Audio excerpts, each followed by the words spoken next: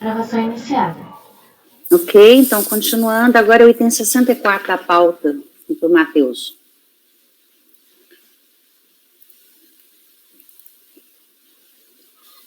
Então, item 64 da pauta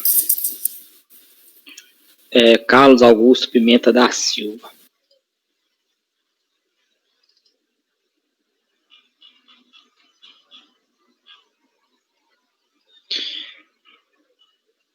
Estou aproveitando um relatório já elaborado em ocasião anterior. O interessado contesta a auto de infração do ano calendário 2008, onde foi apurada a omissão de rendimentos correspondentes a depósitos de origem não comprovada efetuados em sua conta bancária na agência do Banco do Brasil.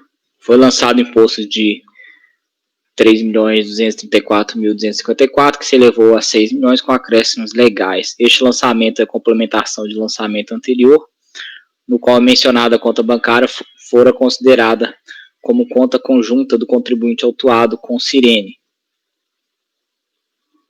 Em obediência às normas pertinentes, os depósitos de origem não comprovada efetuados nesta conta haviam sido rateados entre os cotitulares naquele lançamento.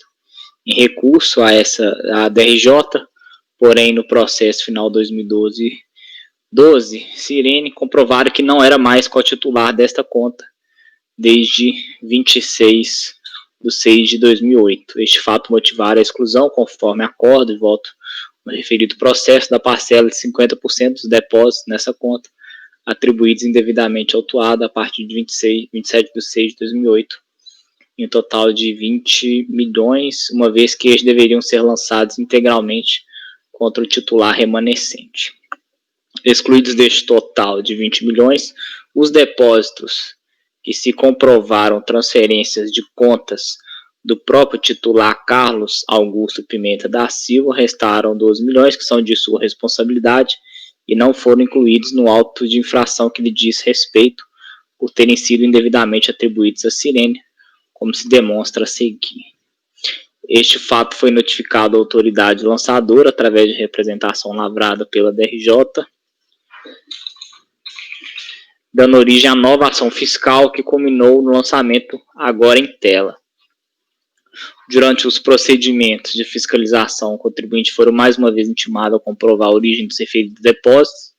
As novas razões por ele alegadas foram parcialmente acatadas pelo autuante, que excluiu a parcela dos depósitos correspondentes a cheques devolvidos, reduzindo para 11 milhões o total dos depósitos de origem não comprovada. Em sua impugnação, apresentou em síntese os seguintes argumentos. O lançamento seria aplicação do resultado de julgamento de primeira instância no processo de Sirene, ainda não definitivo, porque sujeito à revisão de ofício. Assim, haveria duplo lançamento do mesmo crédito, que seria inadmissível. Mesmo depois de 27/7/2008, Sirene teria permanecido como titular de fato da conta, na qualidade de pessoa interposta, pois continuava como sócia do impugnante. Apresenta documentos para comprovar este fato. Transações rurais em nome dela ou em parceria com o impugnante teriam sido depositadas na referida conta bancária. A diferença entre as notas fiscais e os depósitos seria devida aos descontos da contribuição Fundo Rural. A amostra de cheques por ela assinados depois dessa data, a amostra de transferência de recursos desta conta para a conta de titularidade exclusiva dela própria. Fora coagido a apresentar os seus extratos sob ameaça de quebra legal do seu sigilo, pois é inconstitucional. Depósitos são no máximo indício de renda, cabendo à autoridade o ônus de demonstrar o nexo entre esses dois fatos com a produção de outros elementos de prova. No caso dos produtores rurais, como é o seu caso, não teria obrigação de comprovar individualizadamente a relação entre os depósitos em sua conta através de documentação coincidente em data e valor, prevalecendo o conjunto probatório. Comprovaram no processo administrativo anterior, final 2011-36, a origem irregular de todos os depósitos em suas contas bancárias. A multiplicada é exagerada e confiscatória, por isso inconstitucional, e legais também os juros com base na Selic. Em seguida, sobreveio julgamento proferido pela DRJ, cujo dispositivo considerou a impugnação improcedente com a manutenção do crédito tributário exigido. Transcrevimento, o recorrente foi cientificado da decisão conforme aviso de recebimento, inconformado a interpor recurso voluntário, em suma com as seguintes considerações. as quais eu transcrevo abaixo,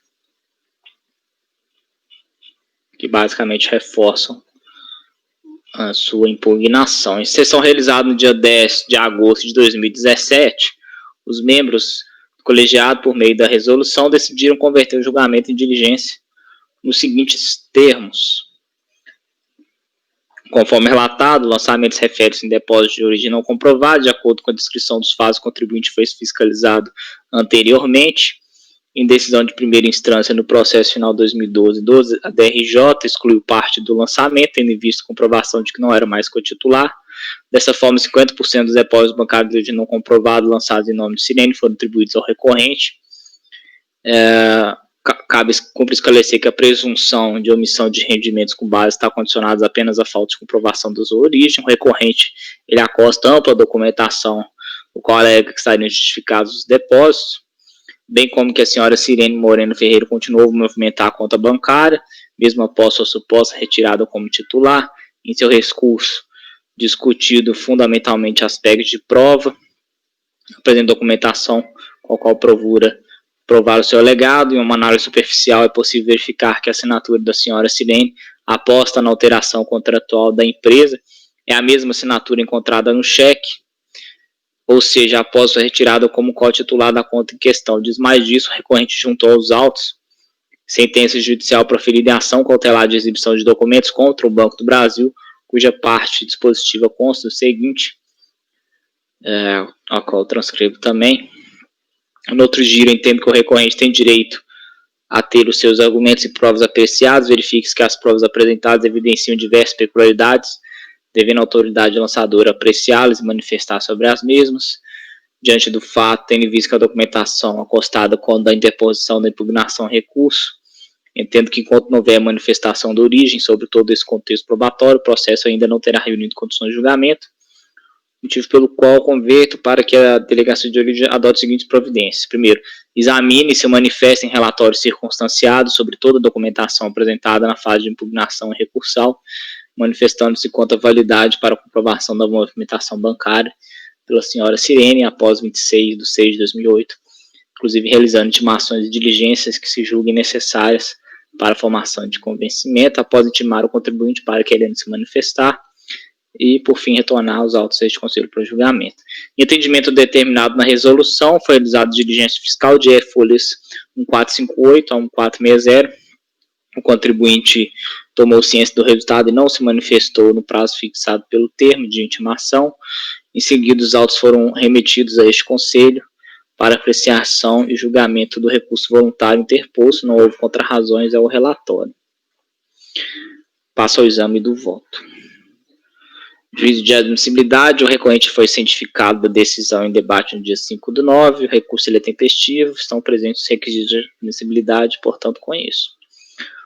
Item 2, da representação fiscal para fins penais, aqui eu transcrevo a súmula CARV 28, segundo o qual este Conselho não é competente para se pronunciar sobre controvérsias referentes à representação fiscal para fins penais. Item 3, preliminares. 3.1, nulidade do lançamento por ter sido formalizado enquanto pendente trânsito em julgado processo administrativo. O recorrente alega ser nulo o lançamento, uma vez que o fisco não estaria autorizado a constituir o mesmo crédito tributário contra duas pessoas, enquanto pendente trânsito em julgado do processo final 2011-36. Contudo, conforme bem pontuado pela DRJ, o lançamento, no entanto, pode e deve ser efetuado, ainda que a questão esteja sub judice, como forma de prevenir a decadência. Nesse sentido, vale mencionar o parecer que assim recomenda em seu item 14. Nesse sentido, rejeito preliminar arguida pelo recorrente. Item 3.2, sigilo bancário. Considerando que o recorrente reiterou os termos de impugnação, insurge novamente contra o lançamento em debate, alegando a inconstitucionalidade da quebra do sigilo bancário.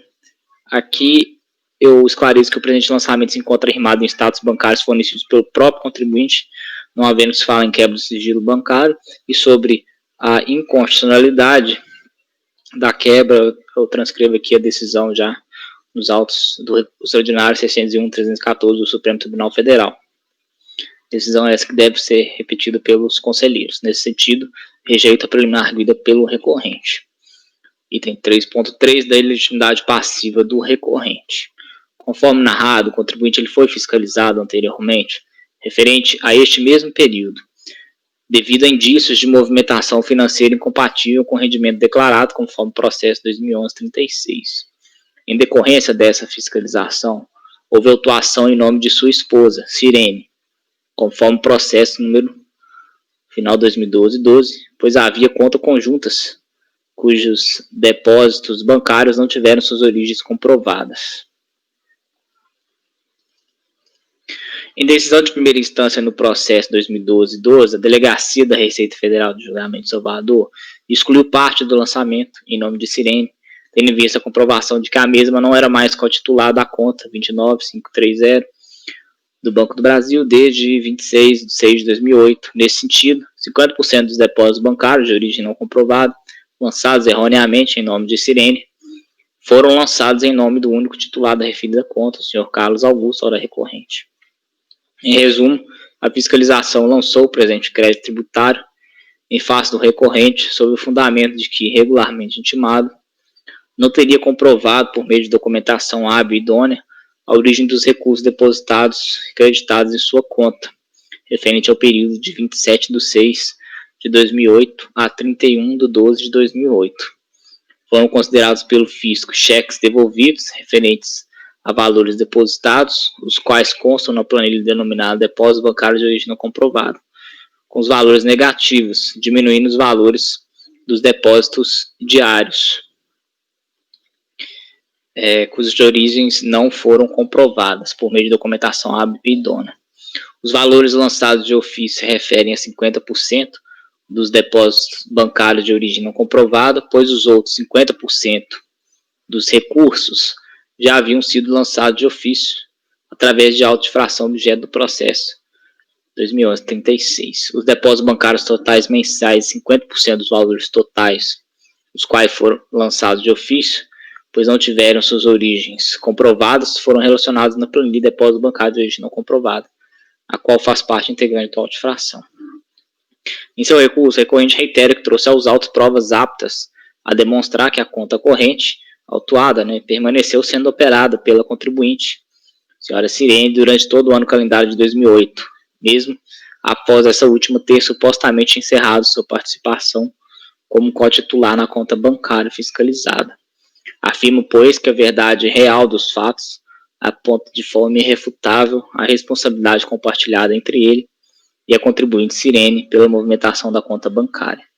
Nesse sentido, alega que a senhora Sirene continuou a movimentar a conta em questão com conhecimento e anuência da instituição financeira, porque se mantinha na qualidade de parceiro do recorrente na atividade rural, embora cada um dos parceiros emitisse separadamente suas próprias notas de produtor rural. Portanto, afirma ser incabível a pretensão de se atribuir somente ao recorrente o dever jurídico de pagar o imposto que supostamente seria devido no presente auto de infração, na condição de único titulado da referida conta no segundo semestre de 2008, pois é inegável que a senhora Sirene exerceu cotitularidade de fato durante todo o período.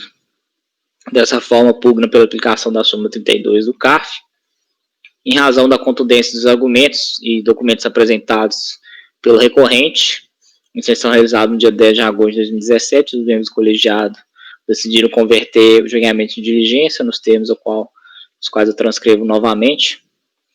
Em atendimento ao determinado na resolução, foi realizada diligência fiscal, cujo teor segue transcrito. Aqui eu transcrevo o teor do resultado da diligência fiscal. E aponto para o item 9, apenas ler. A conclusão, diante de todo o exposto dos documentos apresentados e analisados, concluímos que a senhora Sirene efetivamente movimentou a conta bancária do Banco do Brasil em conjunto com o senhor Carlos Augusto. Trecho do termo de diligência fiscal. O contribuinte tomou ciência do resultado da diligência, não se manifestou, pois bem, compulsando aos autos, notadamente as conclusões lançadas no relatório de diligência, verifico que, de fato, a alegação do contribuinte procede, eis que a senhora Sirene efetivamente movimentou a conta bancária do Banco do Brasil, em conjunto com o senhor Carlos, durante o ano calendário de 2008. Dessa forma, cai por terra a acusação fiscal, eis que não é possível afirmar com segurança que os referidos depósitos na conta bancária do Banco do Brasil são de titularidade exclusiva do recorrente. A proposta pertinente à aplicação da súmula 32 do CARF, da mesma forma, entende que o entendimento consolidado na súmula 29 do CARF também merece ser invocado. Nesse sentido, restando comprovado nos autos que a conta bancária objeto do lançamento em epígrafe continuou sendo movimentada pela cotitular Sirene, cai por terra o pressuposto legal para acusação fiscal acerca da omissão de rendimentos, sendo, portanto, improcedente a imputação da titularidade dos referidos valores de forma exclusiva ao recorrente. Dessa forma, entendo pela improcedência do lançamento em questão, sendo desnecessário tecer maiores considerações acerca das demais questões suscitadas pelo recorrente.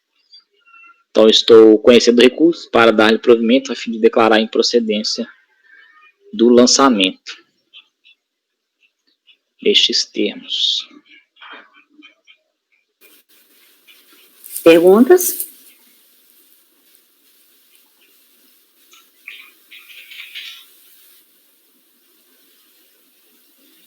Não? Eu tenho. imaginei que era pergunta de várias pessoas. Eu também tenho. Pode perguntar. No processo, no primeiro momento foi dividido 50-50%, não é? Isso. Aí no processo da senhora Silene, ela apresenta um documento dizendo que não é mais titular. Isso. A partir de determinado período. Mas ao mesmo tempo tem alegações que mostram que ela movimentava a conta. É o seguinte, eu até coloquei aqui que é esposa, mas foi um ato falho, que não é esposa não, eram apenas sócios, né, pelo que eu me recordo aqui. E aí tem outros pontos que fala que é sócio aí. Isso, é sócio, apenas sócio. Isso. Aí, o que acontece? No processo, o senhor Carlos, ele dizia o contrário, não, ela continua como co-titular, movimentando as contas bancárias, de fato, ela tinha procuração, fez essas movimentações bancárias, etc. De modo que aquela decisão proferida no processo dela é equivocada. Espera, mas ela movimentava como procuradora do titular da conta? Salvo engano, até a assinatura dela tinha. Sim, mas era PP na assinatura? Eu não me recordo. E houve um problema também com o banco, que ele não disponibilizou esses documentos para o senhor Carlos fazer essa comprovação. O que originou a diligência fiscal, em razão desse contexto probatório. Não ficou muito claro a ação judicial. A ação judicial era para ela continuar movimentando a conta ou não? Não, era para o banco exibir os documentos, né? Porque ele queria fazer prova dessa situação aqui nos autos. Tá.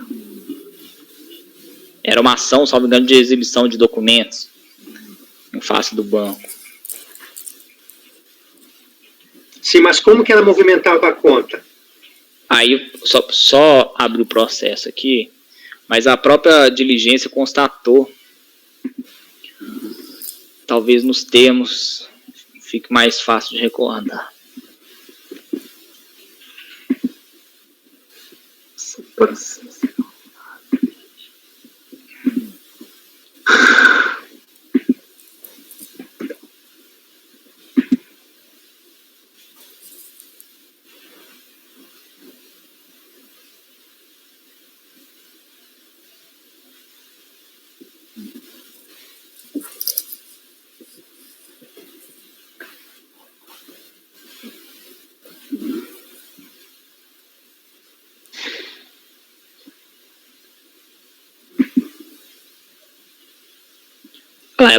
A senhora Sirene, ela apresentou em sua impugnação no processo dela, né, uma carta do Banco do Brasil dizendo que a mesma não era mais co-titular da conta a partir de 27/6/2008.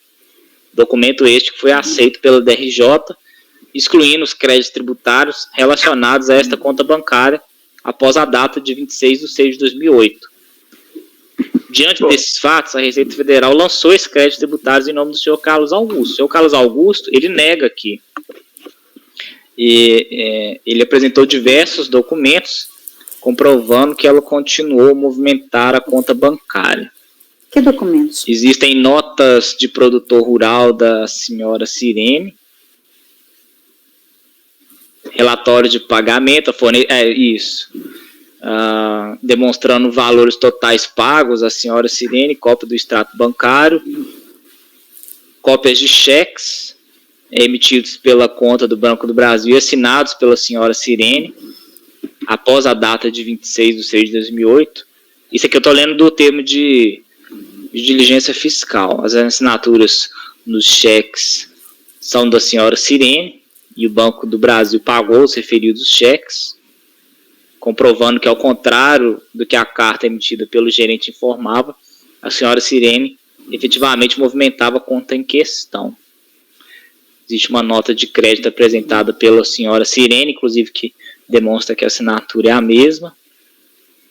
Existem também 2 folhas do extrato bancário, onde no dia 4/2/2008 é feita uma transferência de saldo para a conta 20.000 no valor de 223.000, e no dia 16 uma outra operação idêntica. Essas transferências por si só não comprovariam com a titularidade da conta, mas o fato já foi comprovado através dos documentos mencionados nos itens acima. A fiscalização ainda consultou o processo 2012-12 da Sirene e constatou que a própria contribuinte, em sua defesa, no intuito de comprovar depósito bancário de origem não comprovada, alega que determinados depósitos se referem a transferências entre contas de mesma titularidade. E, nesse sentido, ela relaciona os seguintes valores que foram creditados em sua conta, 20.000, como sendo provenientes da conta conjunta, após a data que ela mesma alega não ser mais o titular da conta.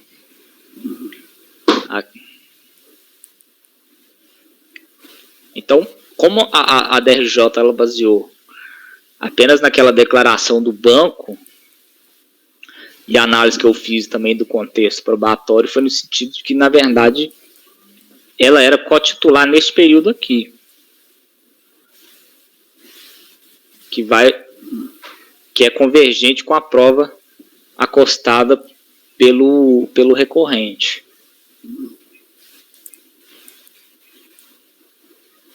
Então, me parece que houve talvez um equívoco, né? Doutor Matheus, esse processo, o processo inicial da DRJ, ele não foi objeto de recurso? Deve ter sido RO nele, né? Eu tô verificando aqui um processo, aqui com decisão aqui do CAF, 10.530.721, 368, 2012. É esse? Esse é o processo da Sirene. Não é isso? Isso, recorrente Sirene e a Fazenda Nacional. Tem recurso de ofício aqui. Então temos que analisar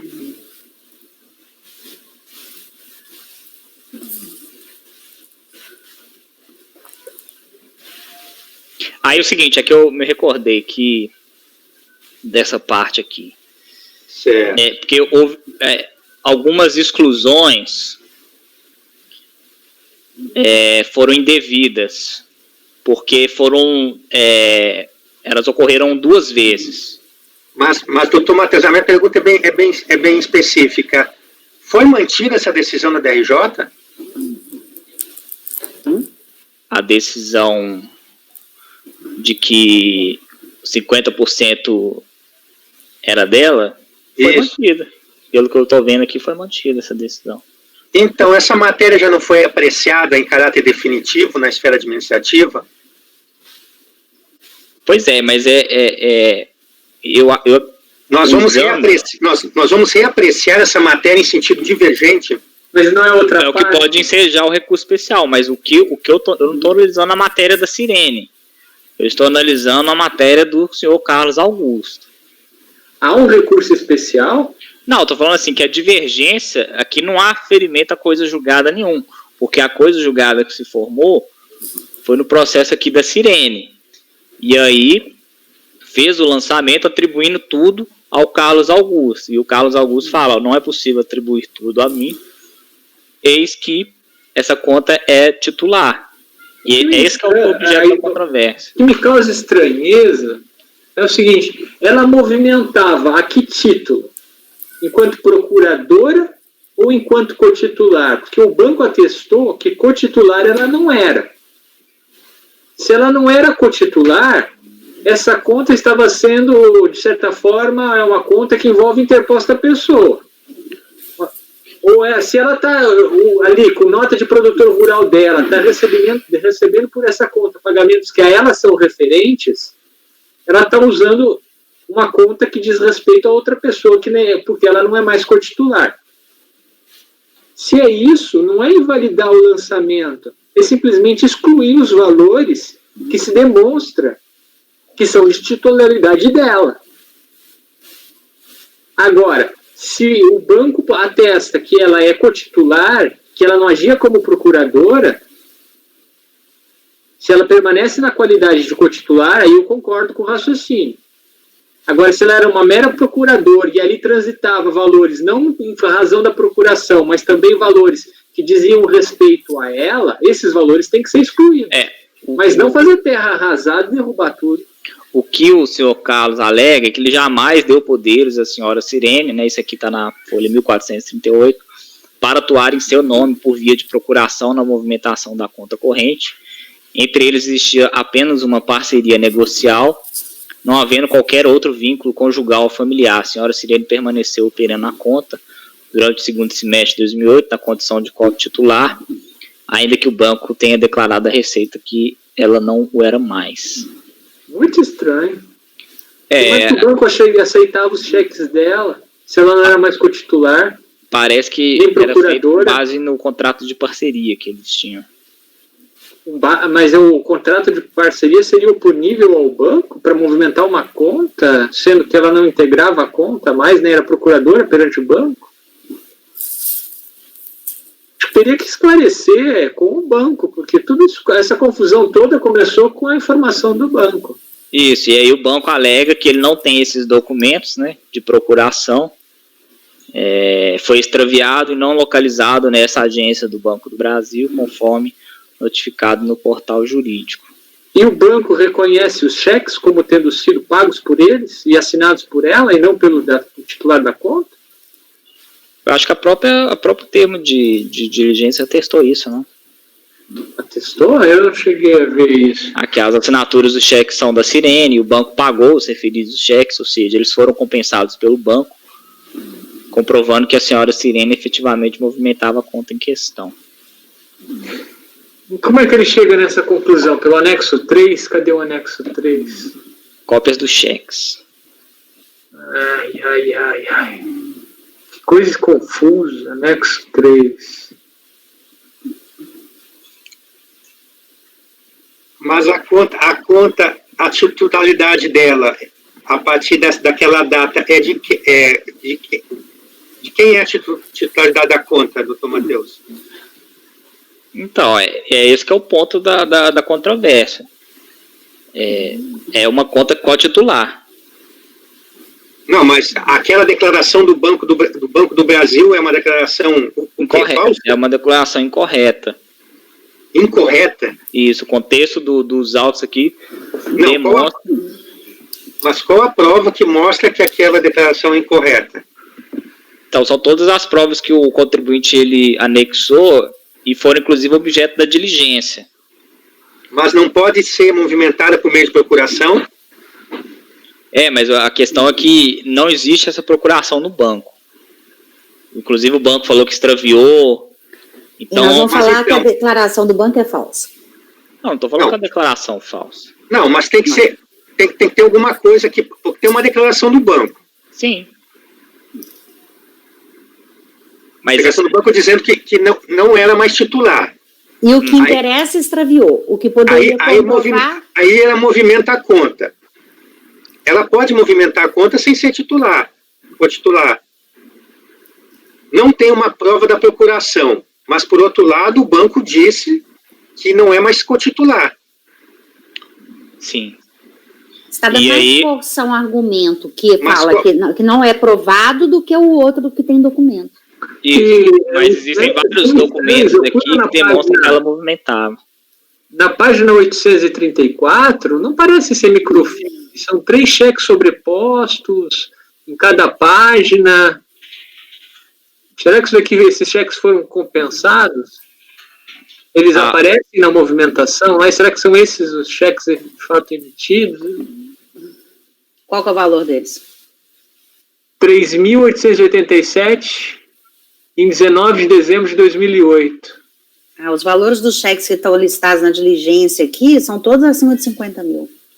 Isso. Inclusive, o contribuinte ele esclarece aqui que ele ajuizou uma ação cautelar de exibição de documentos contra o banco, pedindo para que ele apresentasse essa procuração, né,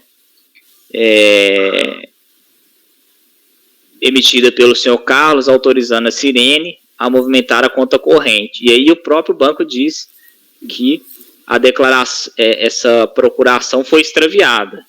E aí o contribuinte fala que ele jamais deu poderes à senhora Sirene para atuar em seu nome, por via de procuração. Mas se a procuração, ele não nega que não tenha sido apresentada uma procuração. Havia uma procuração, mas ela foi extraviada, é isso? Não, ele alega que nunca deu a procuração. Isso, e aí o banco fala que foi extraviada. Se o banco fala que foi extraviada, ele pressupõe que existia. Sim, o banco sim. Só que ele fala que não, que isso não é correto, porque ele jamais deu procuração. Olha, se o banco afirma que ela não era cotitular e ele afirma que jamais deu procuração, impossível ela movimentar essa conta bancária, concorda? Se ela não é nem cotitular e não tem procuração. Mas ele é dono da conta, então também não é uma conta aberta em nome de outrem. Não é comprovado que foi movimentado terceiros. Mas tá que complicado. Doutor Matheus, no primeiro momento, na primeira fiscalização, qual que foram os elementos que se baseou a fiscalização para considerar a conta conjunta? Todo o período. Que a conta não é conjunta ou que a conta... Não, que a conta era conjunta, né? Na primeira fiscalização. Teria que me recordar. Porque na primeira fiscalização houve um lançamento... Nos dois. Dois lançamentos, né? 50%. Isso? Para ser feito esse lançamento, deve ter sido baseado em algum documento. É porque esse processo, eu não tenho esse 2012. Deixa eu...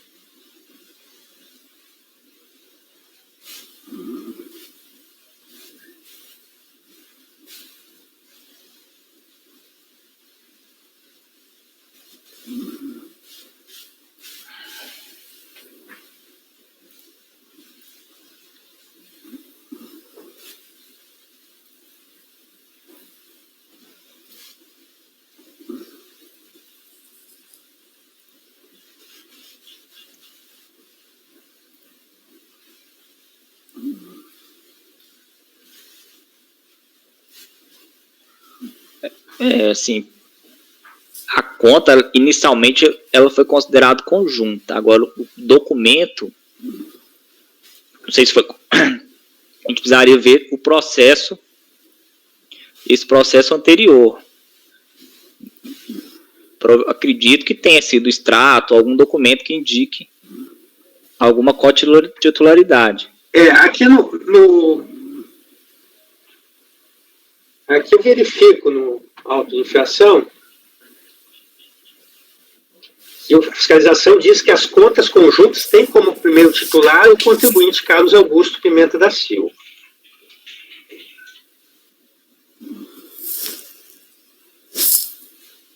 Mas, na verdade, o Banco do Brasil confirma, né, a titularidade até um certo momento, não é isso? Isso. Então, aqui deixou de ser titular. Isso. E aí, com base nisso, foi feito esse lançamento.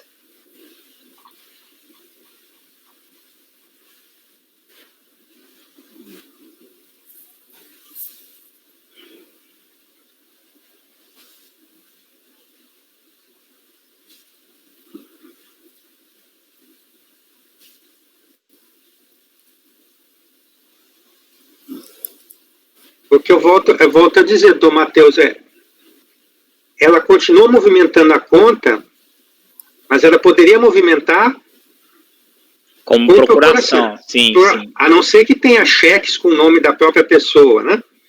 Uhum. Mas ela poderia movimentar com procuração. Se não se encontra a procuração, de outro lado diz que não se deu procuração, continua sem ter prova. Dos dois lados. Para nenhum dos lados. Sim.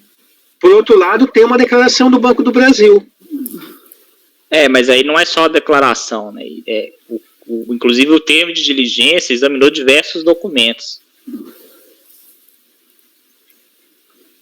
Cheques. Mas a diligência não é prova de que ela é cotitular.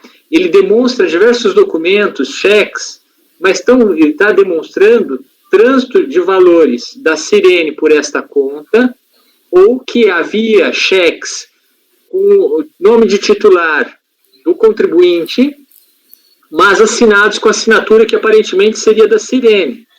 Sim.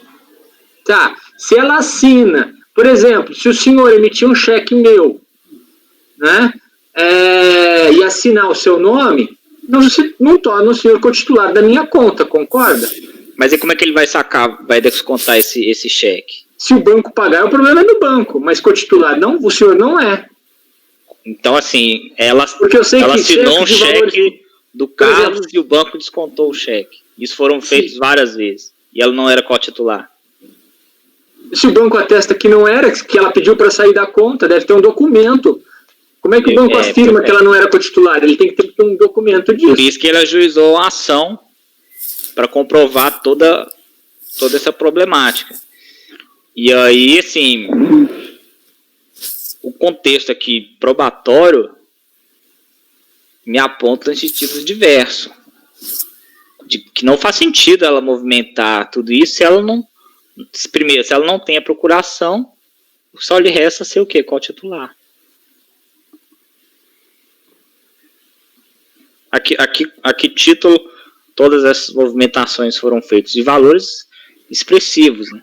Essa situação toda, doutor Matheus, que há todo um conflito entre provas, entre documentos, assim, um aparente conflito, né? Eu não vejo, como justificar, então, que há uma nulidade, que a fiscalização, que não houve a fiscalização tomou os cuidados necessários aí para identificar? Porque ela se baseou apenas com base na declaração do gerente do banco. Sendo que haviam inúmeros outros documentos que demonstravam. Então, agora... Naquele processo, não. Não, aí eu estou falando Esses documentos são trazidos aqui. Sim, nesse processo.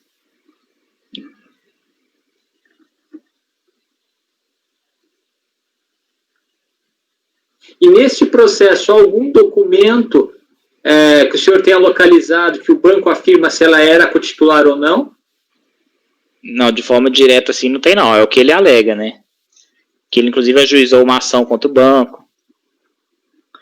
E não há essa autorização de procuração que ele teria dado para ela. Eu não sei não, acho que o banco teria que se manifestar e afirmar categoricamente se ela era cotitular ou não, e se esses cheques aqui, se essa assinatura é da senhora Sirene, ou de quem que é, se esses cheques foram pagos, se esses cheques foram... O banco já manifestou que ela não é. Uma microfilmagem, porque não me parece ser uma microfilmagem isso daqui. É estranho esse cheque. O banco já manifestou que ela não é, que não existe, os documentos de procuração foram extraviados. Qual página está isso? Que foram extraviados? Que ela não é e que foram extraviados. Não, que ela não é mais cotitular. Tá, É e que foram extraviados, onde é que está isso no processo? Está 1439. 1439, obrigado. Isso, ele coleciona uma imagem que está no documento anexo.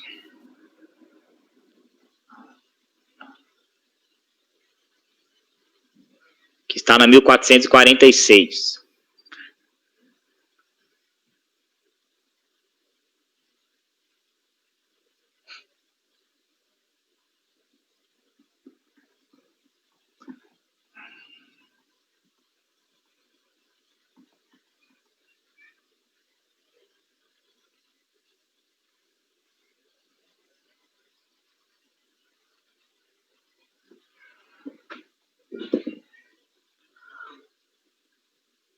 Que estranho, será que o Banco do Brasil emite algo sem identificação do banco nem nada? Só um carimbo assim? Não, mas aqui é o advogado, né? Gerente de serviços, tem um carimbo aqui. Mas ele nem identifica como Banco do Brasil nem nada, só fala foi extraviado e não localizado nesta agência, mas não tem timbre do banco. Na petição tem aqui a cópia, né? Quem traz isso é o contribuinte também. Isso. O banco não foi em nenhum momento instado pela Receita. É sempre o documento que traz o contribuinte. Isso.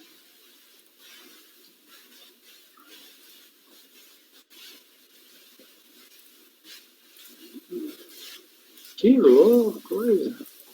Nós temos que resolver o que fazer com isso aí. Já deu para entender a situação. Eu acho que tem que ser diligência junto ao Banco do Brasil mesmo, para o banco se manifestar.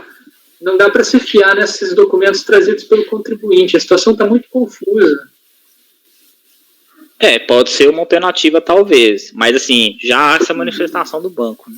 Através dessa declaração aqui que trouxe o contribuinte. Nem papel timbrado do banco tá. Não tem o logo do Banco do Brasil, não tem nada. Sim. É o que não tem nem o CNPJ da agência. É no texto. Não tem nem CNPJ com carimbo da agência, nada. Só tem um carimbo de gerente de serviços. Sim. Pode ser uma solução.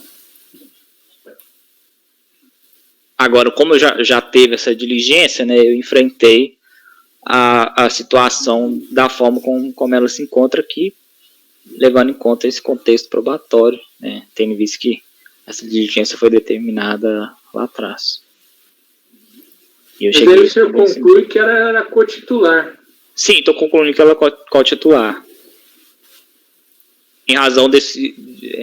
São várias movimentações, né, que ela fez durante o ano. Existe o contrato de parceria. Uma pessoa... Os cheques compensados. Porque a conta é um contrato, certo? Se for feito um contrato e ela foi excluída da conta, ainda que por erro ela continuasse a movimentar, isso atribui a ela a qualidade de cotitular? A cotitularidade, o que é importante é se aquela pessoa consegue fazer essas movimentações, se ela tem participação ativa na conta, que é o que a súmula exige, né? Para que seja. Não sei se a súmula fala isso, acho que ela fala mais é ser cotitular ou não reconhecido pelo banco como tal. Não, a continuidade aí é formal, doutor. É formal a questão, doutor Matheus. Porque tem inclusive outra súmula.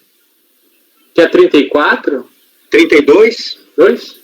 A 32 que diz que a titularidade pertence às pessoas indicadas nos dados cadastrais.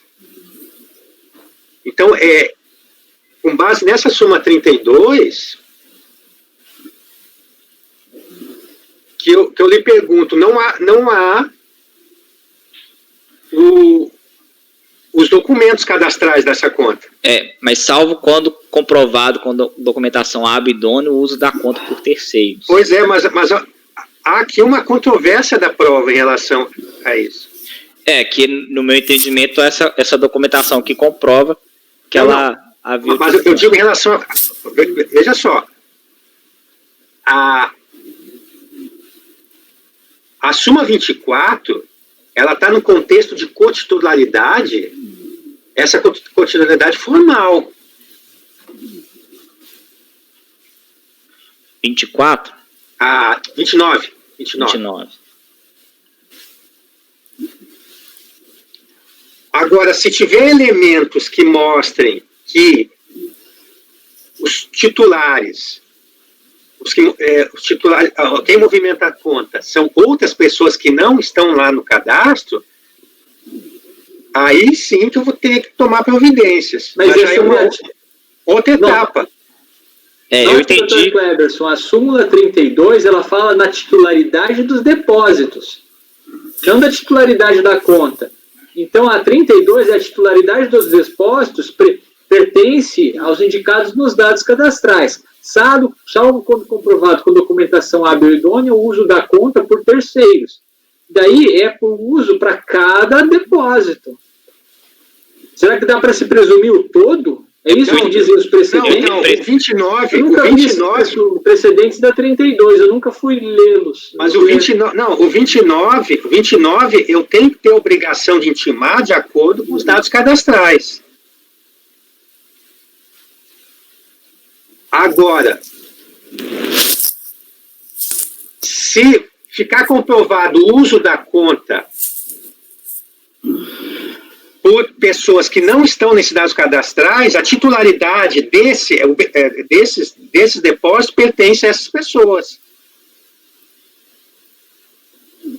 A leitura que eu faço é uma leitura que eu faço, mas que não é exatamente a mesma coisa. Então, para tornar nulo um lançamento pela súmula 29, é necessário uma comprovação da titularidade da conta, formal.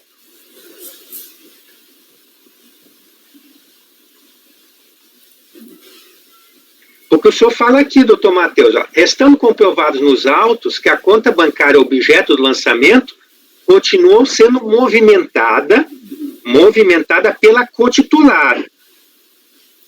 Mas essa afirmação pela cotitular, ela não está amparada em prova. Prova,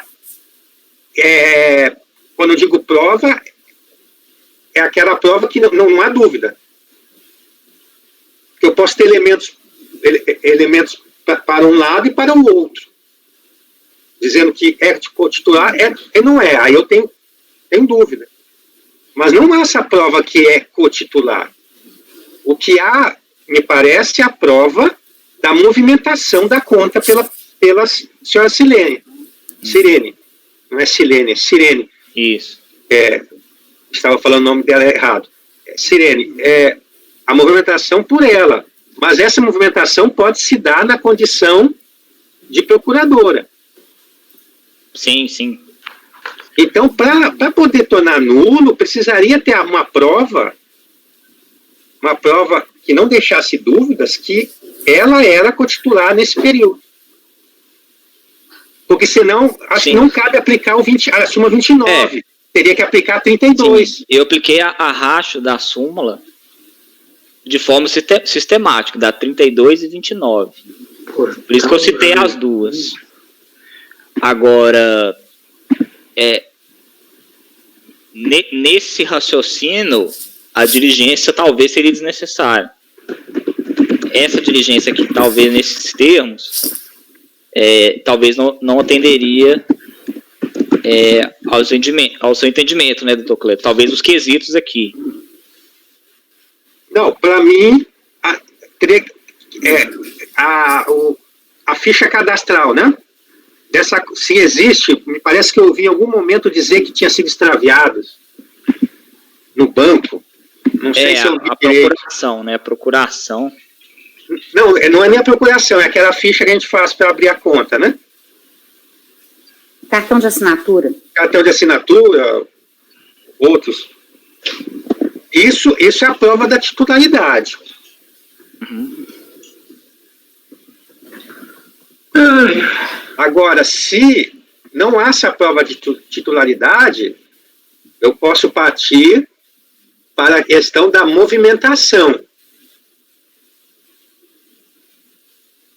Só que, mesmo assim, são sócios que movimentam uma conta. Então, até que ponto um determinado valor movimentado é apenas de um deles e não de ambos.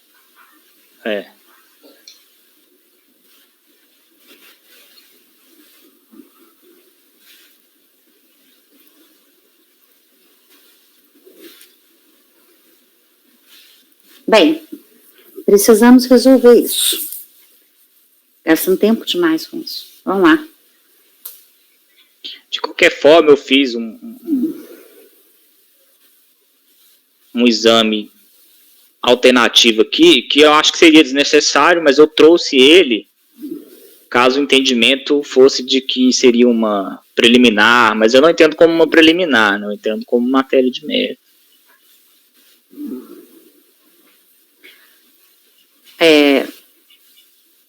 Diligência ou votamos? Cléberson. Presidente, assim, a decisão, como está encaminhada a decisão do Dr. Matheus, eu discordo, né? Discordo pelo fato de não ter essa prova, pelo que eu entendi, né? Não ter essa prova da cotitularidade. Formal, isso, a partir da data. Né? A partir da data. Porque quando o depósito pertence a um terceiro que não é o titular formal, um dos cotitulares formal, cabe a prova disso, né? Não é a fiscalização que tem que correr atrás, e sim o interessado que tem que apresentar, ao menos, indícios sérios e convergentes para poder a fiscalização aprofundar a investigação. Então, pelo que eu entendi, não teria essa prova da cotitularidade. Inclusive, uma matéria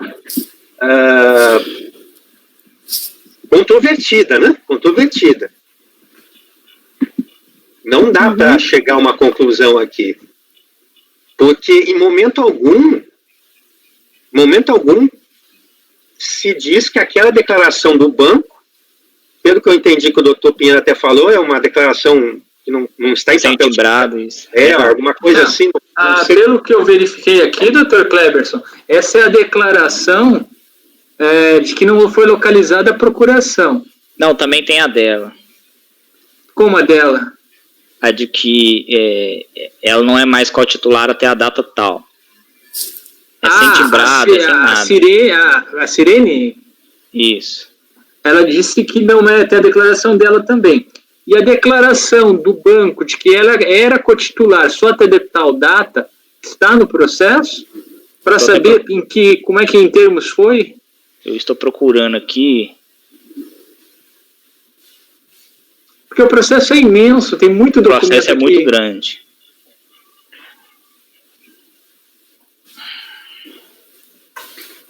Mas pelo que eu me recordo, só falta achar ele aqui. Também uma declaração sem timbrado. Aqui diz que é uma carta do Banco do Brasil, sim, né? Mas... eu só preciso de localizar. Então, assim, sem esclarecer isso, na minha parte, doutor Matheus, fica essa dúvida. Uhum.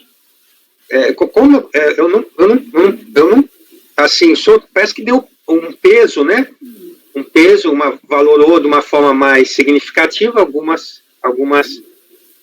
elementos que outro, mas mesmo assim, mesmo que o senhor faça a valoração, eu não vejo como o senhor chegar à conclusão da titularidade. Entendi. Mas o senhor chega à conclusão da movimentação, me parece. Eu também aproveitei a discussão anterior, né? Embora não estava aqui em 2017, pelo contexto da resolução, a resposta foi muito clara, né? Do que se queria, elas comprovar se ela tinha de fato movimentado. Me parece que naquela oportunidade o foco maior foi da cotitularidade fática, em razão desse contexto do contribuinte não ter ajuizado a ação contra o banco, não ter tido essas provas por todos os meios que ele buscou. O senhor concorda que a diligência se limitou aos documentos constantes desse processo? São os anexos juntados pelo contribuinte? Sim. Não vai nada além disso. a análise direta dessa prova não demandava diligência. Todos esses documentos já estavam no processo e o colegiado poderia apreciá-los de plano. Mas em razão, acho que do volume e dessa questão também aqui do prazo, muitas vezes a conversão em diligência, dependendo do volume, ela é necessária. Mas o meu ponto é que as dúvidas que tinha o colegiado naquela época, elas persistem. E a minha dúvida maior é se, de fato, ela não era mais cotitular, e se não era mais cotitular, a que título ela movimentava a conta? Se aquela assinatura que consta das imagens de cheque trazidas são, de fato, as assinaturas dela, se esses cheques foram compensados, são reconhecidos pelo banco como tal, eles têm a microfilmagem, e é por amostragem. Daí, a alegação é de que toda a movimentação do banco, dessa conta, seria dela e não dele, é isso? O que se alega aí? Não, ele alega que ela movimentava também, né? Que ela movimentava também, que não haveria como separar. Sim. Que seria injusto, né? O que ele fala, atribuir todo esse valor a ele.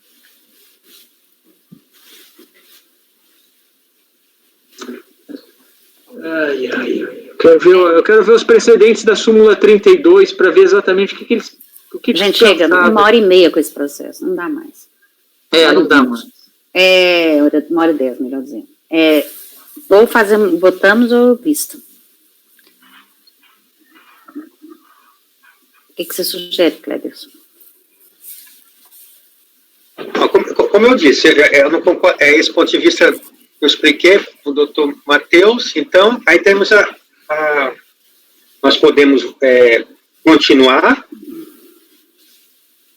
entender que não há a prova da cotitularidade, e sim da movimentação. Agora, se for esse raciocínio, que foi aquilo que o doutor Matheus tentou fazer, né?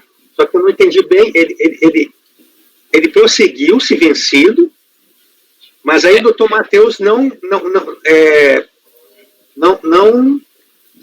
reduziu nada. Na verdade, como essa matéria de mérito que eu trouxe, eu entendo que não é uma preliminar. Então eu não precisaria trazer uma questão subsidiária, né, um voto alternativo. Mas se a gente chegasse aqui na conclusão de que seria uma preliminar de legitimidade passiva, eu trouxe aqui um exame das demais alegações. Mas daí o senhor não exclui o que fica evidente que seria dela. Porque, assim, por isso que eu falo que eu não precisaria ter trazido isso, porque chega a ser até contraditório, né? Ou você considera ou não. Porque é uma questão de mérito, e no mérito eu cheguei a esse resultado inicial. Eu teria que ver até o processo para ver os quesitos da diligência. Porque eu acho que tem que ser uma diligência bem direcionada, com quesitos específicos para o banco. Da minha parte, eu não sei como é que são, a gente está discutindo aqui, não sei o que os demais conselheiros pensam, né? Eu acho que a diligência para o banco é uma boa talvez acompanhe, mas eu acho que a diligência poderia ser uma possibilidade para tentar identificar resolver a questão da titularidade. Agora, se fosse titular, seria o caminho aqui do doutor Matheus. Porque... Agora, se a resposta não fosse titularidade, aí... E daí teve que ver se o banco reconhece aqueles cheques como os cheques emitidos e compensados. E se aquela assinatura lá, ele atribui a quem? Ele atribui ao contribuinte ou ele atribui à Sirene? E se atribui à Sirene, com que poderes ela assinou? Assinatura da Sirene. Agora, o contribuinte, ele segue a linha de que a senhora Sirene era cotitular de fato da referida conta. Ele fala assim, cotitularidade de fato. Cotitularidade de fato. Mas então aí se ele afirma que é cotitularidade de fato, porque esse lançamento já foi feito diretamente nele, né? Sim. Ele teria que trazer essa prova da cotitularidade de fato para... Como é que... ele teria que demonstrar que os depósitos não pertencem a ele. Isso, é o que ele tenta fazer aqui com os extratos, né, as movimentações bancárias. Mas o fato de eles serem sócios prejudica isso, né? Aí... Eu preciso relembrar aqui a questão da parceria.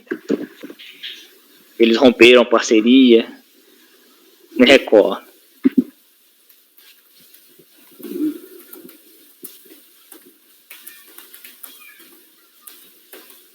Eu acho que a diligência é possível. Sugiro, doutor Matheus, eu sugiro o senhor mantém esse seu voto ou o senhor acha... Bom, eu acho prudente... diligência. Eu assim... Na minha opinião, mas eu também privilegio o entendimento aqui do colegiado. Eu acho que a diligência não vai esclarecer muita coisa. Porque já foi feito isso pelo contribuinte ajuizando uma ação, etc. Mas não deixa de ser mais uma tentativa, né?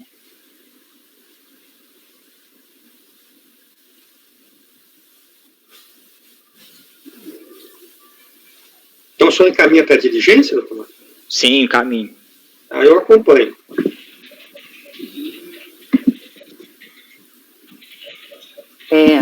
Para o banco. Diligência ao Banco do Brasil. Para o Banco do Brasil, isso. E depois ao contribuinte. Eu acompanho a diligência.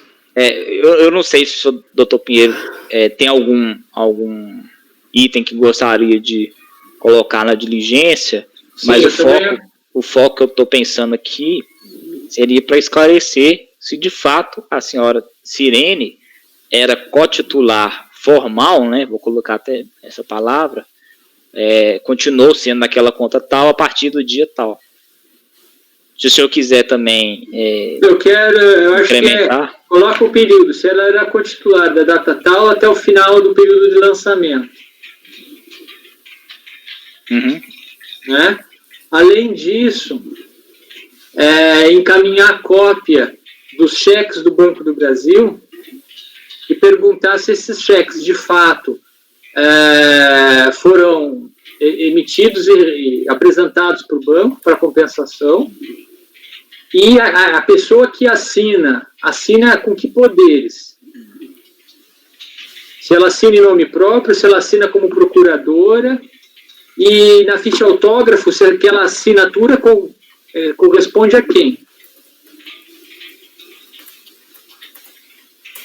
Eu posso perguntar se a assinatura corresponde à da senhora Cirene, né? Na ficha autógrafo que o banco possui. Na ficha o quê? Na ficha autógrafo. Cartão de autógrafos, é onde eles dão a assinatura. Corresponde à da Cirene. Vamos continuar votando? Pinheiro, por favor. Eu acompanho a diligência. Andréia. Acompanho a diligência. Rodrigo. Acompanho. Matheus. André. Acompanho. Eu também. Então, resolve os membros por unanimidade de votos converter o julgamento em diligência nos termos do voto do relator. Ufa. 65, Raide.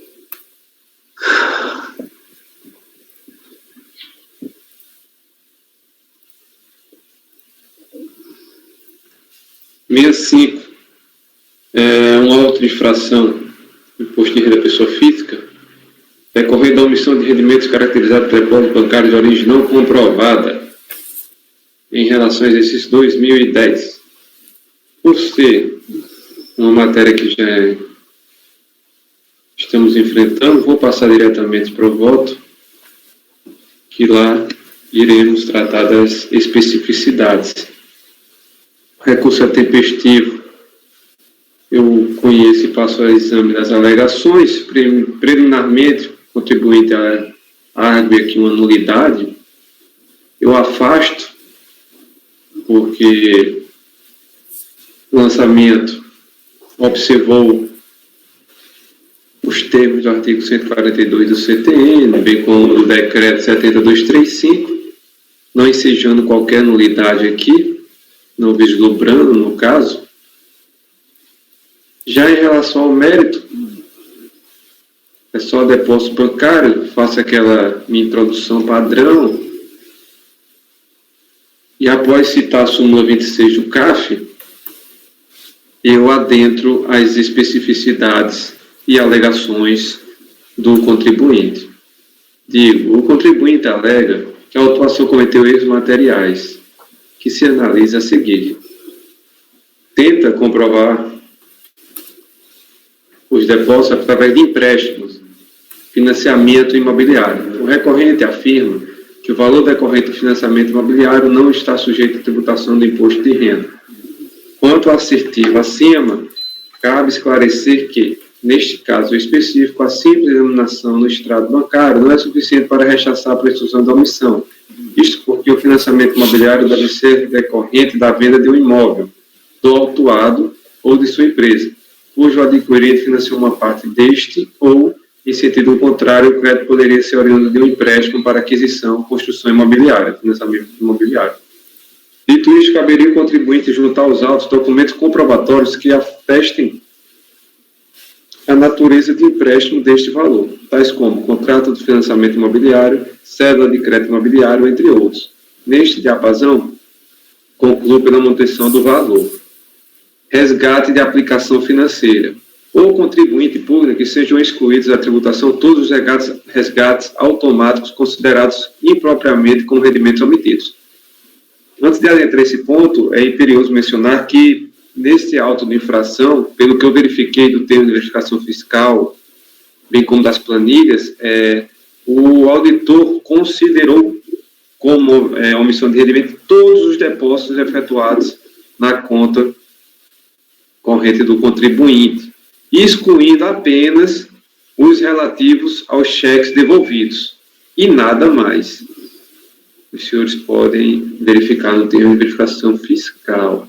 Então, eu digo, nos termos do parágrafo 3º, inciso 1º do artigo 42, para efeito de determinação da receita omitida, os créditos serão analisados individualizadamente, observado que não serão considerados os decorrentes de transferências de outras contas da própria pessoa física, inclusive aquelas de investimento. Pois bem, tanto os extratos quanto a planilha elaborada pela auditoria fiscal constam diversas operações com a seguinte denominação, qual seja, trans auto CCDI. Dito isto, como é de conhecimento daqueles que lidam com instituições bancárias, dessa denominação, salvo o melhor juízo, né, pela convicção que eu formei, é dada às operações de resgate automático de aplicações financeiras. Sendo assim, tratando de resgate e aplicação de valores, cabe a exclusão das seguintes operações. Eu transcrevo aqui as operações com essa denominação, uma vez que o auditor fiscal lançou tudo. E isso, ao meu ver, salvo o melhor juízo, nada mais é do que transferência automática de conta de investimento para cobrir eventual saldo devedor. Transferência de mesma titularidade. O recorrente pugna pela exclusão dos depósitos realizados por ele e, especialmente, as transferências entre contas de sua titularidade. Para fins da demonstração dos fatos, é imprescindível elementos de conexão mediante data e valor entre a saída do enumerado de uma conta e o ingresso nas demais contas bancárias do recorrente, respaldando as operações de transferência de recursos entre contas da mesma titularidade. No caso em tela, o contribuinte tenta justificar a transferência entre contas, basicamente, por constar no extrato a denominação próprio favorecido.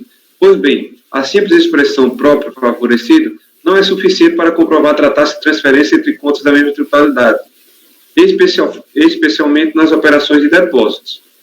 Já em relação às transferências, em consulta a planilha de códigos de lançamento, conciliação bancária do Banco Bradesco, localizada no site que aqui transcrevo, Trata-se de operações entre contas da mesma instituição bancária, não necessariamente do mesmo titular. Dito isto, não há elementos de prova suficientes para afirmar tratar-se de transferência entre contas do contribuinte. Ademais, diferentemente do encimado, pela própria denominação TED, Transferência Eletrônica Disponível Remetente, Alexandre S. Pascoaloto, há plausibilidade, para não dizer certeza, da transferência entre contas da mesma titularidade nas seguintes operações. Eu aqui transcrevo, por conta da denominação, que, ao meu ver, nada mais foi do que uma transferência eletrônica de conta onde teve o remetente, ou seja, o próprio contribuinte. Neste diapasão deve ser excluída a base de cálculo, o montante de R$ 238.398, que é a soma desses dois valores. Recebimento de seguros e consórcios. Afirma-se incabível incluir como receita tributável, na condição de omitida, os créditos financeiros oriundos de recebimentos de consórcio. Como já delineado no item 1 deste voto, a simples denominação no extrato bancário não é suficiente para rechaçar a presunção de omissão. No caso concreto, né, nesse caso específico de consórcio. No caso específico, não há como infirmar tratar-se de valores pagos ao contribuinte a título de consórcio de sua titularidade ou seguros de seus bens. Como exemplo, vejamos a situação exposta pelo autuado. Aí eu colaciono aqui o que diz o extrato e digo, ao observarmos a operação encimada, só temos a certeza quanto à fonte pagadora, e nada mais do que isso, restando dúvida especialmente a que título esse crédito foi efetuado. Portanto, como já dito anteriormente, presumida a omissão ou outros probatórios do sujeito passivo, devendo trazer elementos probatórios que afastem os valores da base de cálculo. Em caso, caberia o contribuinte juntar o contrato de consórcio, a carta contemplada, declaração do banco, contrato de seguro e etc. Aqui, no item 5, rendimentos declarados na DAA, eu trato como tributáveis, isentos e não tributáveis. Eu não me recordo de termos, assim, já tratamos sobre os rendimentos declarados na DAA, mas não relativamente e especificamente quanto aos isentos e não tributáveis, seja porque não constavam da declaração, ou seja porque realmente, assim, salvo o melhor juízo, que eu não recordo, não tratamos o mérito. Esse voto eu estou dando provimento, aceitando e decotando do auto de infração os rendimentos declarados na DAA, sejam eles tributáveis ou não,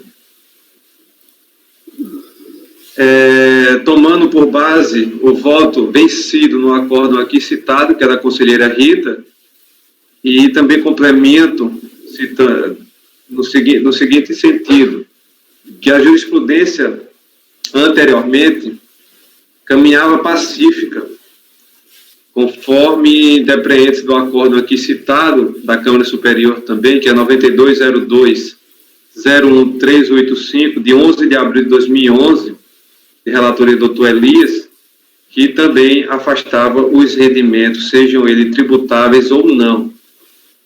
Dito isto, em face das substanciosos fundamentos acima transcritos, e põe-se decotar da base de cálculo os valores informados na DAA como rendimentos tributáveis, que aqui é R$ 29.015, e os rendimentos isentos e não tributáveis. Tá? Não há mais nenhumas alegações, não há nenhuma alegação pré-ponderante a mais pelo recorrente. Termino o voto com resumo nos seguintes termos.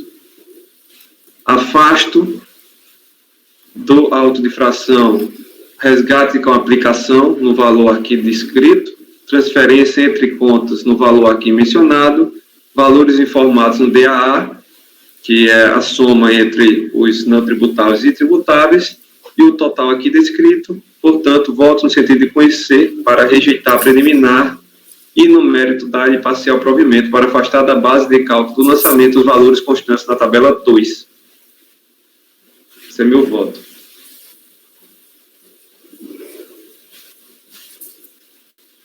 Perguntas?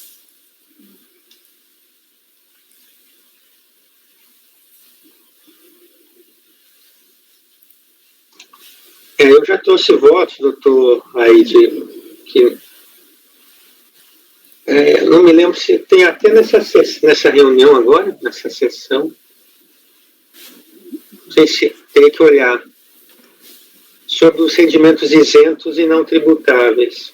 Eu lembro, doutor Cássio, que a gente julgou isso, mas assim, eu não recordo, até porque eu não era relator, né? Eu não me recordo de ter entrado ao mérito, de fato, se... A gente sempre comentava, até mesmo que o senhor sempre, eu acho que o senhor disse, não, rendimentos apenas tributáveis, aí o doutor Matheus confirmou, mas eu não recordo se na própria declaração do contribuinte existiam rendimentos isentos ou não. Não, o raciocínio, os rendimentos tributáveis, que foi até, me recordo que uma das últimas oportunidades, até o doutor Rodrigo questionou por que excluir rendimentos tributáveis, simplesmente. Se não se comprova que esses rendimentos tributáveis fazem parte do conjunto de lançamentos de omissão. Aí eu expliquei o raciocínio que vem se adotando, que é razoável que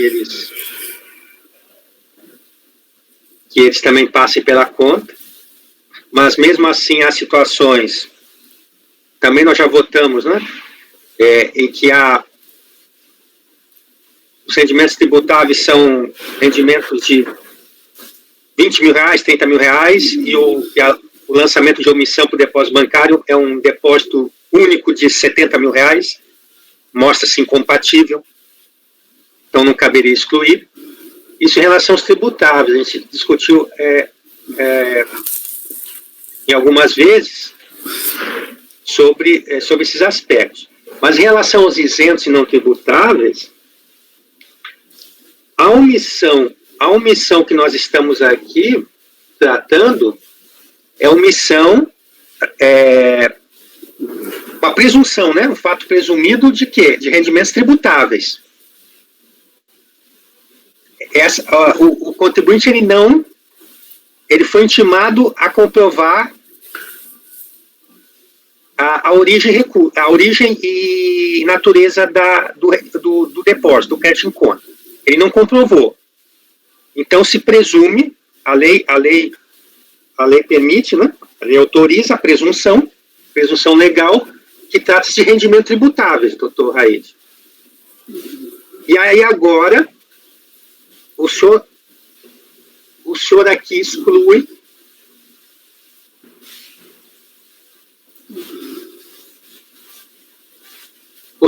exclui rendimentos declarados como isentos e não tributáveis dos rendimentos que a lei presume tributáveis.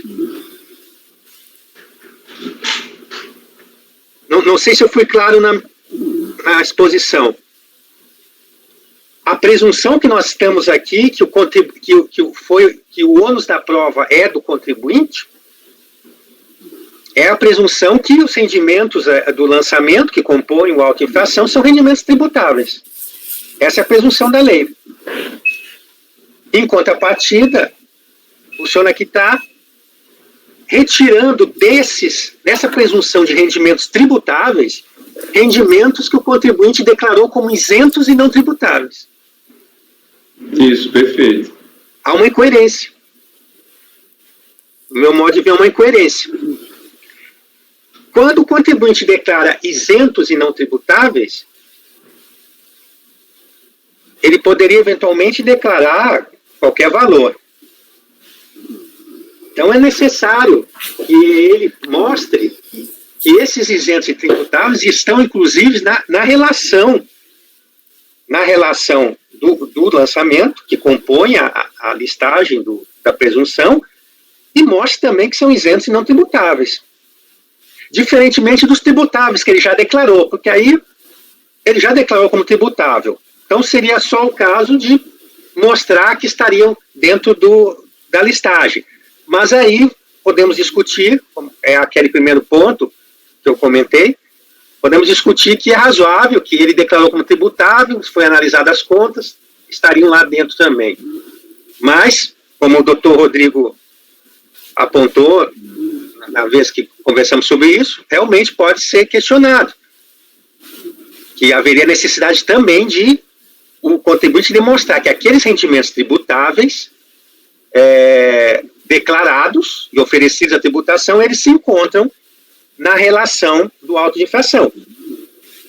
O que eu ponderei na época, também que, como é pessoa física, às vezes uma certa dificuldade de prova, diferente da pessoa jurídica. Mas, em suma, doutor Raid, então, eu assim, por esses fundamentos, essa simples dedução dos rendimentos isentos e não tributáveis, ela contraria a própria presunção da lei, que diz que os rendimentos são tributáveis.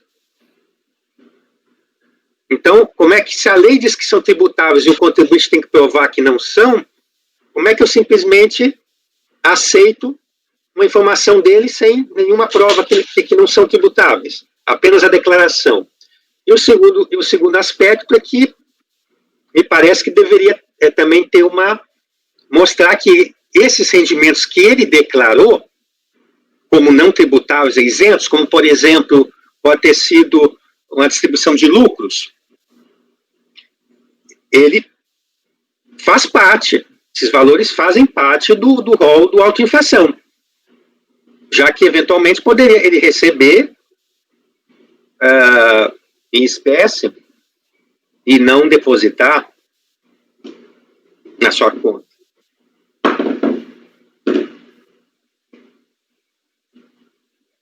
Essas são minhas ponderações sobre esse...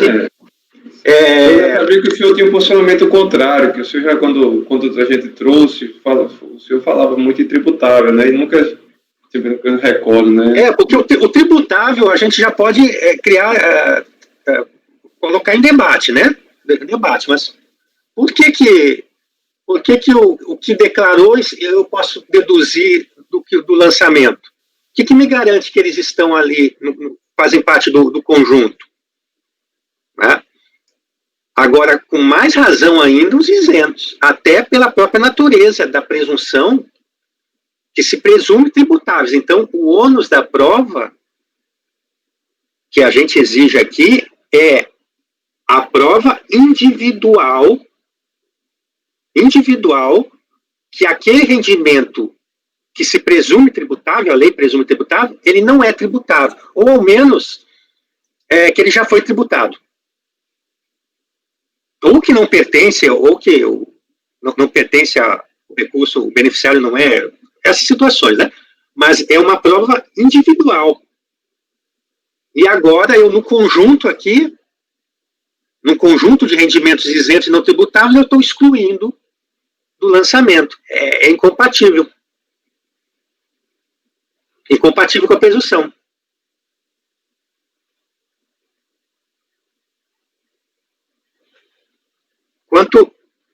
Quanto aos demais aqui, me parece adequado aqui o raciocínio que o senhor fez, doutor Raid. Ainda mais que o senhor tem um conhecimento vasto nessa área de aplicações financeiras, transferências, então fica fácil o senhor identificar essas movimentações. Não tem perigo não, mas é porque esse auto-infração me levou a concluir nessa tese, né, nesses fundamentos, porque a autoridade fiscal não excluiu nada, né? Como eu disse, apenas cheques devolvidos. Então, é claro que, óbvio que a gente vendo lá as denominações do próprio extrato, que em muitos casos é transferência resgate de aplicação, é transferência entre contas da mesma titularidade, inclusive TED lá, constando claramente remetente. É visível que é um exagero, né? É visível que é um exagero e nós sabemos que essas transferências automáticas, né, de aplicações é uma realidade também nas contas, né? Para quem tem, evidentemente, os recursos. Né? Então, eu manifesto nesse sentido. Agora, em relação aos tributáveis aqui, são 29 mil, né, de rendimentos tributáveis. Isso. Que a fiscalização não excluiu, né? Não. Como é um conjunto muito grande, que o senhor falou de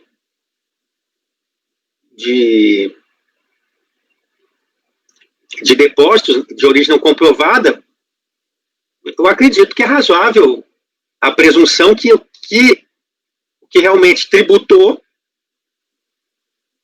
poderá estar o que realmente tributou no conjunto de tributáveis do auto de infração, né?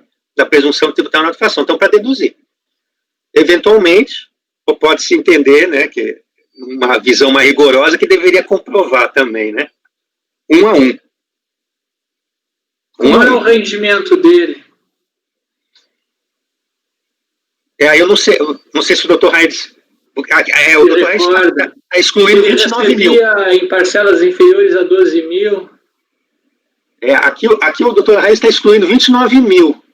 Mas não sei, teria que olhar a declaração. Às vezes os valores já são de pequena monta, já estão naquela faixa de exclusão automática. Pode, exatamente, doutor Pinheiro. Até 80 mil, com 12, já estaria ali. As situações que eu expus, a linha de pensamento dizendo, podemos presumir que transitou pela conta e vamos abater, porém, havendo indícios que isso, que os valores não estão no rol, na listagem do auto-infração, nós justificamos e dizemos, não vamos excluir porque não há indícios que eles estão, ou que já foram até excluídos. Né? Esse é o raciocínio que eu expus uma vez. Sim. Aí teria que ver esses 29, se o doutor Raide não souber, assim... Não sei se foi excluído valores pequenos, doutor Raide, desse no auto-inflação? Doutor Clebson, pelo que eu recorde, como eu disse, o único valor, você pode ver lá no termo de intimação, o único valor que foi excluído para não comprovar foi a devolução de cheque depositado. No mais, todos os valores foram constantes dos extratos. Isso.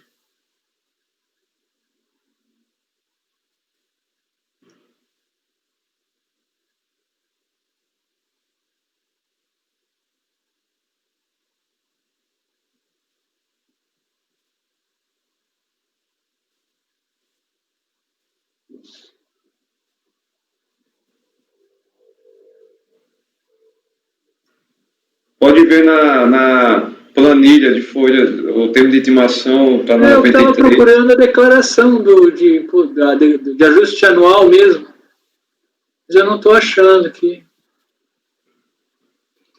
Folhas 11, doutor. Obrigado. Toda a planilha do fiscal, no termo de intimação, ele manda comprovar todos os depósitos. Depósito de R$170, de R$500, de 800, de todos os valores, 615, 900, ele não exclui nenhum. Os rendimentos tributáveis são rendimentos aparentemente pequenos, tanto de pessoa jurídica, R$5.000, pessoa jurídica, 2 pessoas jurídicas, R$5.000 e 24 mil de pessoas físicas. Ele coloca 2 mil por mês, né? 2 mil vezes 12, 24 mil. A soma dá corresponde ao valor que o doutor Raide... Exato. Esse de pessoa física, a gente sabe que muitas vezes não passa pela conta bancária, né? Porém,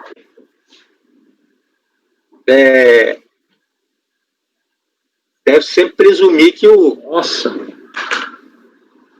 contribuinte agiu, né, de acordo com...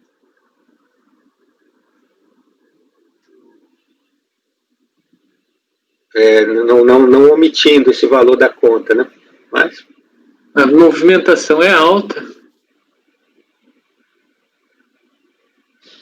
Agora teria que ter ao menos valores... O total é 6 milhões. Teria que ter ao menos valores, assim, lançamentos aí de 2 mil, né, reais, né? Pequenos, né? E tem. Tem vários de 2 mil, assim, ao menos por mês, né? Aí... Não, nem só de 2 mil, tem de 800, tem de 1.000 e pouco, tem de 2 mil, tem... Pois é, então é É aquele raciocínio, está provado que o valor foi depositado em conta, faz parte do rol? Não. É razoável exigir do contribuinte que provou que os 2.000 que ele declarou, que ele depositou isso na conta, que recebeu em conta? Essa que é o debate, né? Se ele tivesse rendimento sujeito à tributação exclusiva, ia presumir também que todos os rendimentos que ele declarar presumiria? É esse o raciocínio de que os textos estão na conta, eu pego todos esses rendimentos aqui, ganho de capital, alienação, rendimento de aplicação. Não, doutor. Não, doutor. Você está falando do meu posicionamento ou do doutor Raid? Do doutor Raid. Ah, sim. Não, esse posicionamento de que eu até entendo que realmente o que provavelmente ele passou na conta, né? Mas que tem que essa presunção justamente que são recursos à margem da tributação, né? Mas meu questionamento seria se, doutor Raid, seria se de repente chegaria no limite de eu ter que considerar todos os rendimentos. Porque eu entendi se o raciocínio for de que passa na conta que ele declarou, aí faria sentido levar também os isentos. Né? É exatamente isso. Agora, em relação ao que o senhor falou de exclusivamente na fonte, eu não analisei ainda, eu não pensei nesse sentido ainda, doutor Rodrigo. Não posso emitir nenhum juízo. Porque eu não vi muita diferença, doutor Cleber, entre ser tributável e isento, porque se o raciocínio é que o que ele declarou passou na conta? Não toda a diferença, doutor Rodrigo.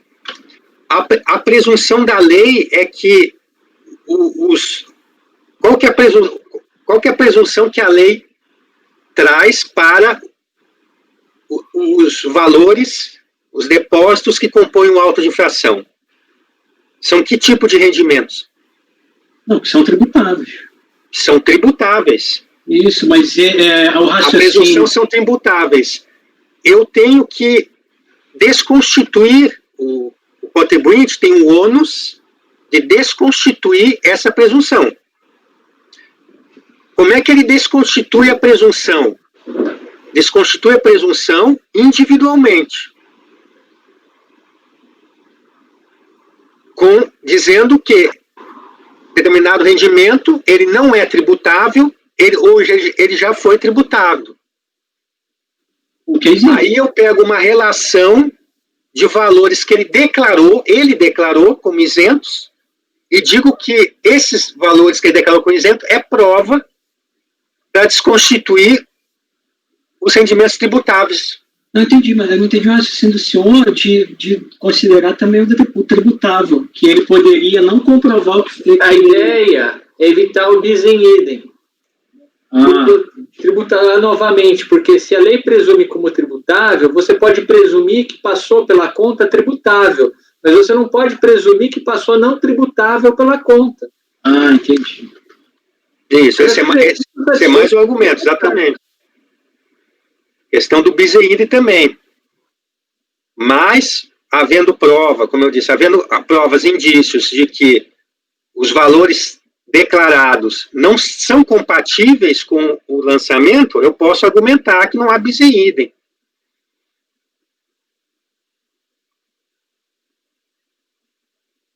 Os tributados exclusivamente na fonte, eu acho que eles têm o mesmo raciocínio dos tributáveis, né? Aparentemente. O que foram oferecidos à tributação.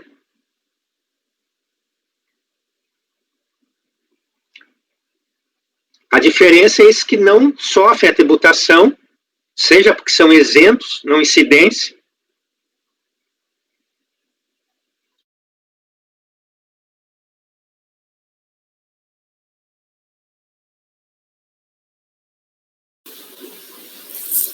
Bem,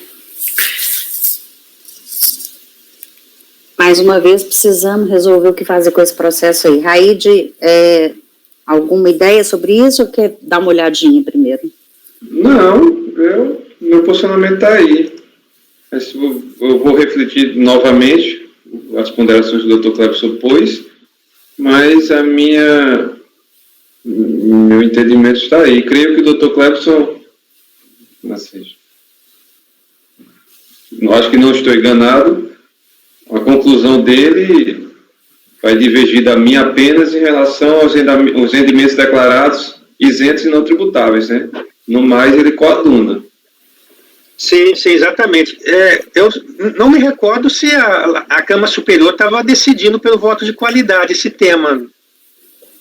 Tá, pelo que nesse acordo que eu citei foi qualidade, eu acho que eu observei outro, e antigamente só tinha teve época que era um vencido só, né, no sentido de considerar tudo, né, doutor Cláudio? Mas eu sinceramente, voto de qualidade nesse tema, só vou dar uma olhada aqui rapidamente. Eu, sinceramente, não... Esse acordo que eu peguei, que eu cito aqui, o 9202-007-441, é por qualidade.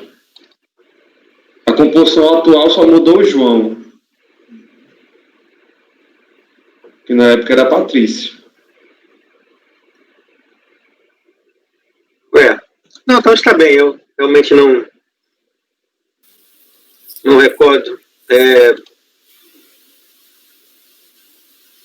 O que me parece assim, esse argumento, né, era a questão da presunção, né, ele é bastante forte. Eu aceito o que o contribuinte simplesmente declarou, sem exigir nenhuma prova para deduzir rendimentos tributáveis. Né? Mas então o meu voto é esse, presidente, divergir apenas parcialmente do Dr. Raíssa. Pois é. Só na parte dos rendimentos isentos, exclusão de rendimentos isentos e não tributáveis. O Dr. Raid, no voto dele, ele condensou tudo numa tabela 2. Então, na verdade, a gente tem resgate de aplicação, 100 mil e alguma coisa, transferência entre contas, 238 mil, DAA, esse aí é que entra o problema, né? 351 mil. Tá, então esses são 3 coisas, nem precisava da tabela nesse aí. Mas no valores informados, então, você dá provimento parcial em menor extensão? Para manter... Não manter não. O que você exclui? Não, eu excluo tudo menos 322 mil. Então nem está aí na tabela. Não, então, 322 está dentro dos 351. 300 e não tributáveis. 322.719,73 em DA como isentos e não tributáveis. Isso, esse aí para mim precisaria ter provas que eles fazem parte do rol do auto de infração. E também da própria natureza dele como isentos e não tributáveis. Né? Tá, entendi. Vamos lá, depois vocês me ajudam na redação aí. Vamos mandar. Pedro. Eu acompanho a divergência. Uhum. Andréia. Eu acompanho o relator. Rodrigo. Vou divergir para só manter esses valores informados na declaração de ajustes. Como é que é? O 351 é uma divergência, só que diferente do Cleberson. Entendo que ele deveria comprovar todos os valores desses 351 aqui. Então, do provimento parcial no resgate e na transferência. Resgate e na transferência. DAA, você tira tudo. Porque os 29 também, mesmo ele oferecendo a tributação, como é que é o negócio? Os 29.015, ele informou como tributáveis na declaração. Tá. Então, o seu é menor extensão, né? Matheus.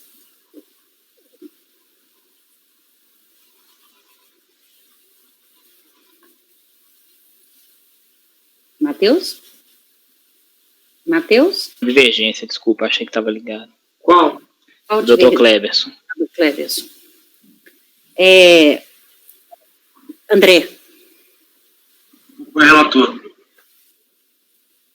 eu vou com a divergência do Cleberson também. Então, nós vamos ter o seguinte, agora nós vamos maioria, rejeitar a preliminar é por unanimidade, né? Por unanimidade, rejeitar a preliminar, ponto. No mérito, por maioria de votos, dar provimento parcial ao recurso voluntário para excluir da base de cálculos dos lançamentos os valores, 2 pontos. Eu vou citar quais são aqui.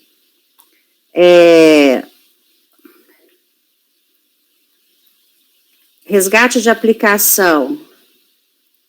Veja por tabela, porque são só 3 e ia dar complicação aqui para mim. Os valores, resgate de aplicação, R-cifrão, 100.567,97. B,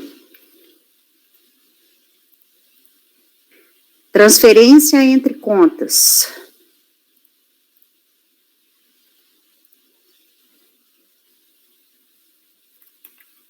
Entre contas, R-cifrão,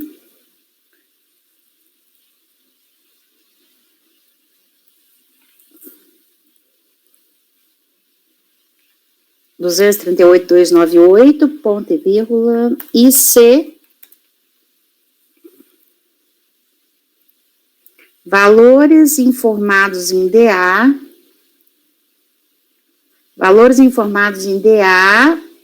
como rendimentos isentos e não tributáveis.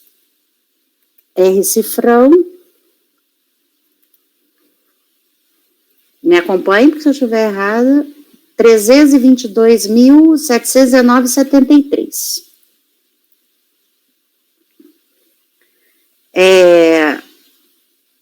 Não, esse a gente, ao contrário. Valores informados em DA como rendimentos tributáveis. Não é isso? É isso. Tributáveis. Esse aí é 9.015. Ctrl C, Ctrl V. Esse foi o resultado final. Ponto. Vencidos os conselheiros. Raide, relator.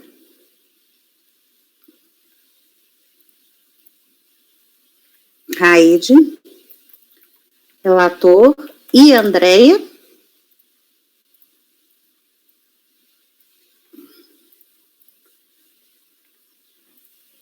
Que davam provimento parcial em maior extensão para também excluir.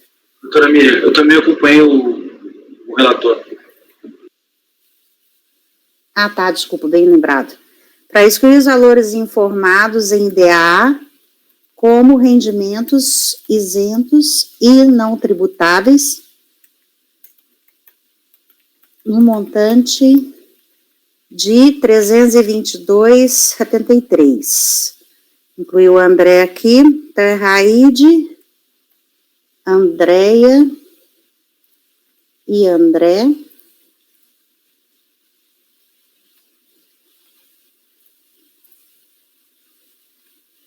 E André, que dá provimento parcial, tá? Ponto. Vencido em primeira votação, o conselheiro Rodrigo, que a sua tese foi sozinha, né, Rodrigo? Então, Rodrigo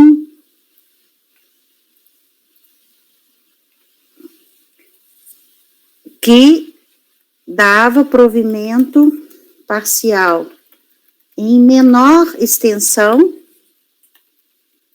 para para excluir apenas os valores de resgate de aplicação e transferência entre contas. Ufa, repito, acompanhe e vê se não deu nenhum problema, por favor. Vamos lá.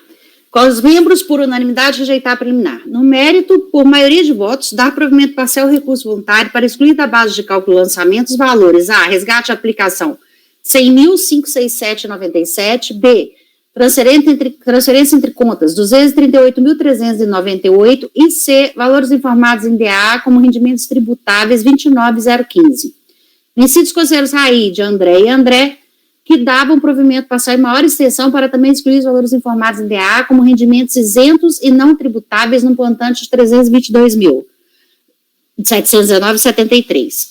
Vencido em primeira votação o conselheiro Rodrigo, que dava provimento parcial em menor extensão para excluir apenas os valores de resgate de aplicação e transferência entre contas. Está correto? Isso? Correto. Beleza. Eu preciso parar a gravação, Amanda. Pode parar, por favor? É,